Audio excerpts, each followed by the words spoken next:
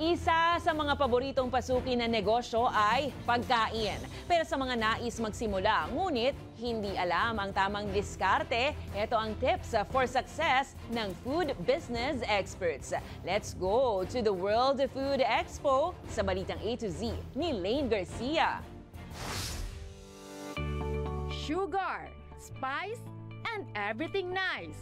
Ilan lang yan sa mga tampok sa World Food Expo o WOFEX 2024 sa World Trade Center, Pasay City. Pero kung may planong magbukas ng food business, ano ba ang secret sangkap sa tagumpay?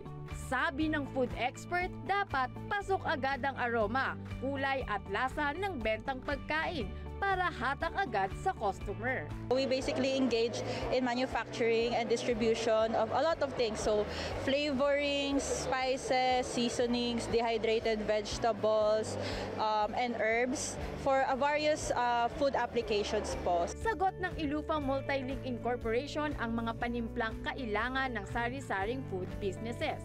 Kaya naman binabalik-balikan ng kanilang booth number 418 dahil sa katakam-takam na aroma. More. So practically what you see po sa mga hotels, sa mga restaurants, sa mga milk tea shops, coffee shops, 'di ba? Ilufa is basically theirs. Sa pang-baking, mabenta ang kanilang ube flavor powder. Perfect na perfect for ube lovers like me.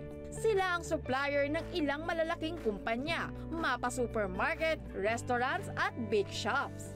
Ang nasa likod ng kumpanyang ito, si Gregoria Suyat. Dati siyang empleyado sa isang manufacturing company hanggang naisipan niyang magsarili ng negosyo. Dumating ako sa point na I feel like I was burnt out. Ito na yung naisip ko because this has been my expertise already. I've been in the industry for almost 30 years. Ayon pa kay Gregoria, consistency is the key. Ngayong almost 18 years na ang kanyang negosyo, napalago na niya ang Ilufa na isa sa major suppliers ng seasoning at ingredients sa bansa ngayon. Bukas ang WOFEX mula August 1 hanggang August 3, 10 a.m. to 7 p.m. sa World Trade Center at SMX Convention Center sa Pasay City. Para sa Balitang A to Z, Lane Garcia.